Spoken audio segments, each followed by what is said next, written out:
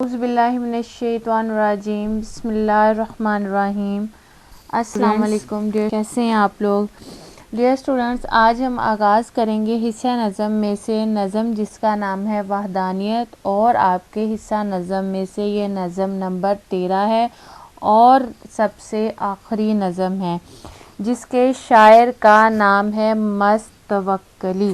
سب سے پہلے ہم شاعر کریں گے۔ مستوکلی بلوچستان کے عظیم صوفی شاعر تھے۔ ان کا اصل نام توق علی تھا، لیکن وہ برصغیر میں مست علی توکلی کے نام سے مشہور ہوئے۔ بلوچستان میں پیدا ہوئے، اسی وجہ سے بلوچی زبان کے شاعر تھے۔ ان کی شاعری کا بنیادی موضوع عشق تھا۔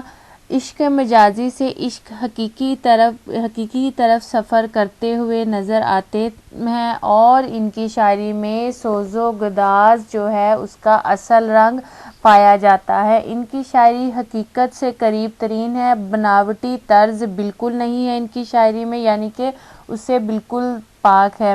بلوچستان سے ان کا تعلق تھا، اس لیے یہ بلوچی زبان کے شاعر تھے۔ ان کو اپنے مرشد سے گہری عقیدت تھی، جس کی وجہ سے یہ صوفی شاعر بھی تھے۔ عشق حقیقی کی طرف انہوں نے زیادہ سفر کیا اور اللہ تعالیٰ کی وحدانیت اور تمام جو خوبیاں اور دلکشی اور وادیوں پہاڑوں کی رعنائی کے بارے میں لکھا ہے۔ اس کی وجہ یہ تھی کہ وہ رواج کے مطابق وہاں پر بھیڑ بکریاں چراتے تھے بلوچستان میں، اور پہاڑوں کی دلکشی اور وادیوں کا حسن دیکھ کر توکلی نے شاعری شروع کی اور جلد ہی ایک عظیم شاعر کے روپ میں ابھرے۔ مستوکلی کی تمام نظمیں جو ہیں اللہ تعالیٰ کی حمد و ثنا سے ہی شروع ہوتے ہیں، اور ان کے علاقے کے عوام نے مستوکلی کو بلبل کا نام بھی دیا۔ یہ تھا شاعر کا مختصر سا تعارف۔ کے بعد میں آپ کو نظم کا تعارف کروانا چاہوں گی۔ یہ نظم جو کہ مستوکلی کی ایک بلوچی نظم کا منظوم ترجمہ ہے، اور اس ترجمے کو کیا ہے طارق قریشی نے، یعنی کہ اس کے مترجم جو ہیں وہ طارق قریشی ہیں، انہوں نے اس کا اردو زبان میں ترجمہ کیا۔ مستوکلی ایک صوفی شاعر تھے۔ ان کی اس نظم میں اللہ سے عشق اور اس کے دیدار کی طلب اور اپنے گناہوں پر ندامت کا اظہار کیا گیا ہے۔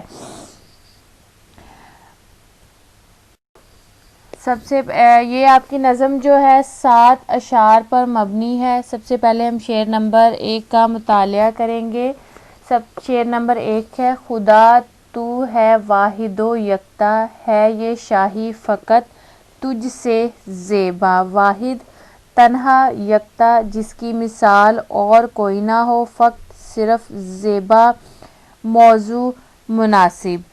مفہوم اس کا ہے اللہ تعالیٰ لا شریک ہے، تمام کائنات کی بادشاہت اللہ تعالیٰ کو ہی سجتی ہے، یعنی کہ تمام کائنات کی بادشاہت اسی کو ہی سجتی ہے۔ مستوکلی اس نظم میں اللہ تعالیٰ کی بڑائی اور عظمت بیان کرتے ہیں، اور اس شعر میں کہتے ہیں کہ اے اللہ، تیرے سوا کوئی شریک نہیں ہے، تو اکیلا ہے، بے مثل ہے، تجھ جیسا نہ کبھی تھا، نہ ہوگا، نہ ہو سکتا ہے۔ شاعر کہتے ہیں اے اللہ، پاک تجھ سا کوئی بھی نہیں، تیری صفات اعلیٰ میں کوئی شریک نہیں ہے، سارے جہاں کا مالک ہے، اور مالک ہونا تجھے زیب بھی دیتا ہے۔ دنیا میں جتنی بھی تعریفیں ہیں وہ صرف تیرے لیے ہیں، تو تعریف کے قابل ہے، جیسا کہ سورہ فاتحہ میں ارشاد ہوتا ہے الحمدللہ رب العالمین، تمام تعریفیں اللہ کے لیے ہیں جو تمام جہانوں کا مالک ہے۔ اسی طرح سورۃ اخلاص مکمل طور پر اللہ پاک کی وحدانیت کا تذکرہ کرتی ہے۔ اس سورۃ مبارکہ میں ارشاد باری تعالیٰ ہے اے محبوب فرما دیں اللہ ایک ہے، اس کی کوئی اولاد نہیں، نہ ہی وہ کسی کی اولاد ہے۔ بقول میر درد کے جگ میں آ کر ادھر ادھر دیکھا، تو ہی نظر آیا جدھر دیکھا۔ شعر نمبر 2 کے حوالے سے دیکھیں گے: اگر قہر پر اتر آئے تیری ستوت کا ہی رہے چرچا. ستوت جو ہے اس میں کہیں گے شعر نمبر 2 میں ہے کہ قہر پر اتر آئے تیری ہی ستوت کا چرچا رہے. قہر زبردست طاقت غلبہ، ستوت شان و شوکت، چرچا شہرت. مفہوم اس کا ہے کہ اے اللہ تیری ذات پر حاوی ہے، تیری ہی شان کا ہر کہیں چرچا ہے. تشریح کے حوالے سے شعر نمبر 2 کو دیکھیں گے تو شاعر اس شعر میں اللہ پاک کی عظمت بیان کرتے ہوئے کہتے ہیں کہ جب تو رحمت کے دروازے کھولتا ہے تو ہماری ناقص عقل کا کوئی ایسا پیمانہ نہیں جس پر اس کی وسعت کی پیمائش کر لی جائے. اسی طرح جب تو کسی پر برہم ہوتا ہے تو اس پر عذاب نازل کرتا ہے. اسلامی تاریخ میں ہمارے پاس بیش بہا واقعات موجود ہیں جس پر اللہ پاک نے عذاب نازل کیا اور وہ کہیں کے نہ رہے. بقول محمد علوی کے آسماں پر جا پہنچوں اللہ تیرا نام لکھوں. ہمیں اللہ تعالیٰ کے غضب سے ڈرنا چاہیے. قرآن پاک میں بھی جن قوموں عاد، سمود، لوط اور نوح پر عذاب نازل ہوا ان کا ذکر موجود ہے. حضرت لوط کی قوم بد اخلاقی میں گرفتار تھی تو اس کو برباد کر دیا گیا. حضرت نوح کی قوم پر طوفان عذاب بن کر نازل ہوا. اس سے ظاہر ہوتا ہے کہ اللہ پاک ہر شے پر قادر ہے، نہ کوئی اس کی رحمت کو ٹال سکتا ہے نہ اس کی طرف آئی ہوئی زحمت کو. تو قرآن پاک میں ایک جگہ ارشاد ہوتا ہے کہ ان اللہ کل شیء قدیر، یعنی کہ ترجمہ اس کا ایسے کہ بے شک اللہ پاک ہر شے پر قادر ہے. اسی طرح فرعون اور نمرود جو باعث عبرت بنے، ان کے احوال بھی ہمارے سامنے موجود ہیں. فرعون دریا کے درمیانی راستے اپنے معاونین سمیت پانی میں غرق کر دیا گیا، جبکہ نمرود محض ایک مچھر دماغ تک جانے کی وجہ سے پاگل ہوا. یہ اس لیے ہے کہ تمام دنیا اللہ پاک کو پہچان سکے اور اس کی شان و شوکت سے منکر نہ ہو. بقول علامہ اقبال، ظاہر کی آنکھ سے نہ تماشا کرے کوئی، ظاہر کی آنکھ سے نہ تماشا کرے کوئی، ہو دیکھنا تو دیدہ دل وا کرے کوئی. مزید ہم شعر نمبر 3 کے حوالے سے دیکھیں گے کہ اگر رحمتوں پر مائل ہو کوئی مشفق نہیں تیرے جیسا، اگر رحمتوں پر مائل ہو کوئی مشفق نہیں تیرے جیسا، رحمتوں پر مائل ہو تیرے جیسا کوئی مشفق نہ ہو. مائل ہونا، آمادہ ہونا، مشفق مہربان. مفہوم اس کا کہ اگر تو رحمت کرنا چاہے تو تیرے جیسا کوئی بھی مہربان نہیں ہے. تو شعر نمبر 3 میں شاعر کہتے ہیں کہ اللہ پاک کی رحمت بہت وسیع ہے، اگر وہ دینے پر آئے تو کوئی بھی اسے نہیں روک سکتا. اپنی رحمتوں کا نزول ہم پر کئی گنا کرتا ہے، جبکہ اگر ہم اپنی جانب غور کریں تو ہم اس کے قابل نہیں ٹھہرتے. اپنی غلطیوں پر اس سے معافی طلب کی جائے تو وہ معاف کر دینے والا ہے، وہ بنا مانگے ہمیں عطا کر رہا ہے. رحمان اور رحیم ہونا یہ دونوں اس کی صفات ہیں اور اس صفات میں کوئی بھی ان کا ثانی نہیں ہے. بقول میر درد کے ارض و سما کہاں تیری وسعت کو پا سکے، میرا ہی دل ہے وہ کہ جہاں تو سما سکے. شاعر کہتے ہیں کہ اللہ پاک 70 ماؤں سے بھی زیادہ ہمیں اپنے بندوں کو چاہنے والا ہے. 70 ماؤں سے بھی زیادہ اپنے بندوں کو چاہنے والا ہے. جو ماں سے 70 گنا زیادہ چاہت رکھتا ہے تو وہ کیسے اپنے بندوں کو ظلمتوں میں برداشت کر سکتا ہے. ماں کی چاہت کا کوئی اندازہ نہیں ہو سکتا، اللہ پاک کی چاہت تو اس سے بھی بڑھ کر ہے. اس طرح تو دنیا میں بندے کو کوئی نہیں چاہ سکتا. انسان کے انسان سے رویے، حسد، کینہ، فساد سب اسے ایک دوسرے سے متنفر کر دیتے ہیں، جبکہ اللہ پاک خالصاً انسان کی نیتوں کو جانتا ہے. وہ فساد نامی چیز بھی اپنے اور بندے کے درمیان نہیں آنے دیتا، تو جو بندہ اس کا ہو جائے وہ اس کا ہاتھ تھام کر رکھتا ہے.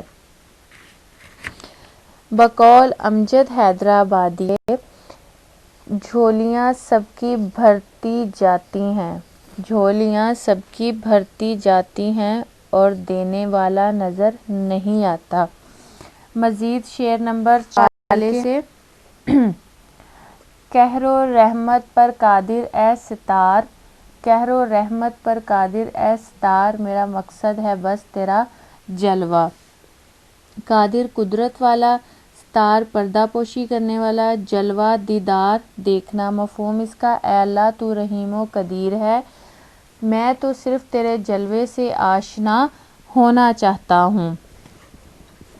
شعر نمبر 4 میں اللہ پاک سے مخاطب، جو شاعر ہیں وہ اللہ پاک سے مخاطب نظر آتے ہیں کہ اے پردہ ڈالنے والے، تو میرے گناہوں پر پردہ ڈالا ہوا ہے، میں قدم قدم پر لڑکھڑا جانے والا انسان، اور تو قدم قدم پر اپنی رحمتیں نچھاور کرنے والا۔ سزا اور جزا تیرے ہاتھ میں ہے، جب تو غصے میں آ جاتا ہے تو تیری دی ہوئی سزائیں ہمیں جھنجھوڑ کر رکھ دیتی ہیں، مگر توبہ ایک ایسا راستہ ہے جو انسان کو اپنا لیتا ہے، تو اسے اپنی رحمت کا پردہ عطا فرماتا ہے۔ تو ہر چیز پر قادر رہے، چاہے وہ ہمیں سزا دے دے چاہے ہمیں بخش دے، یہ سب تیرے اختیار میں ہے۔ بقول امیر مینائی کے، جو چاہے سو مانگیے اللہ سے امیر، جو چاہے سو مانگیے اللہ سے امیر، اس در پہ آبرو نہیں جاتی سوال سے۔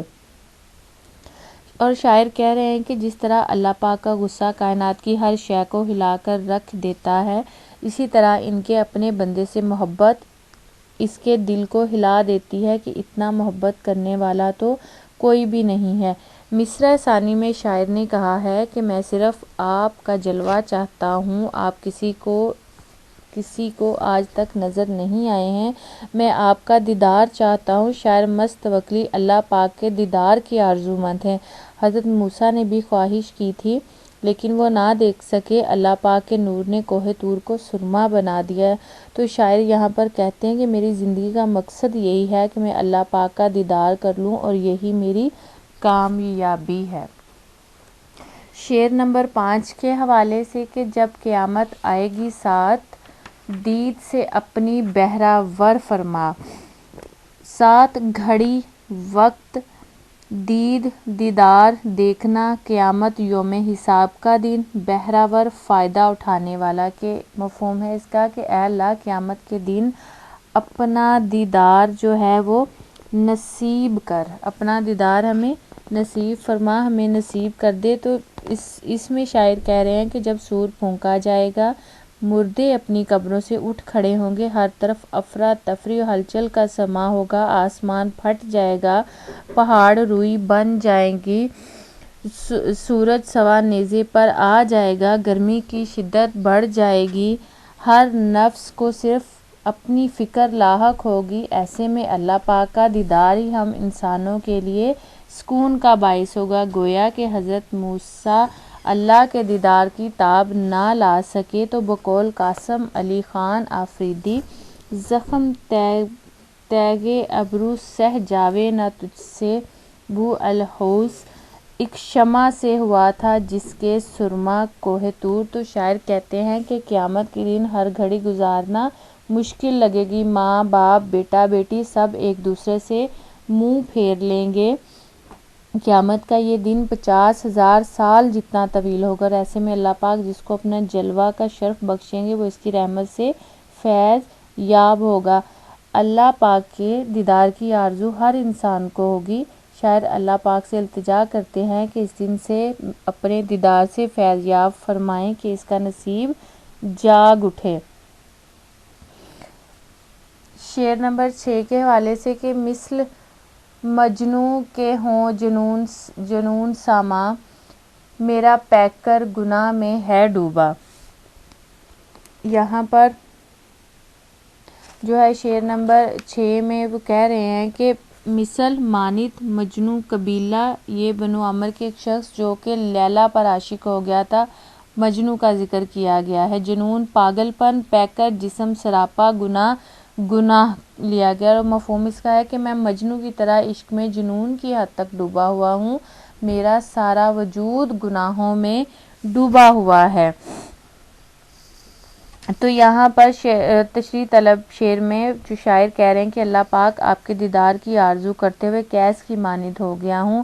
وہ عشق مجازی میں گرفتار تھا، صحراؤں بیابانوں کی خاک چھانتا پھرتا تھا، لیلا کی تلاش میں اس نے جنگل تک بھی نہ چھوڑے تھے۔ پھر میں تو تیرے عشق میں مبتلا ہوں، یعنی عشق حقیقی میرا طور ہے، میں بھی تیرا متلاشی ہوں، تجھے تلاش کرتے کرتے مجھ پر بھی دیوانگی طاری ہو چکی ہے، میں بھی تیری تلاش میں صحراؤں جنگلوں کی خاک چھانوں گا، کہیں تو دیدار مجھے بھی نصیب ہوگا۔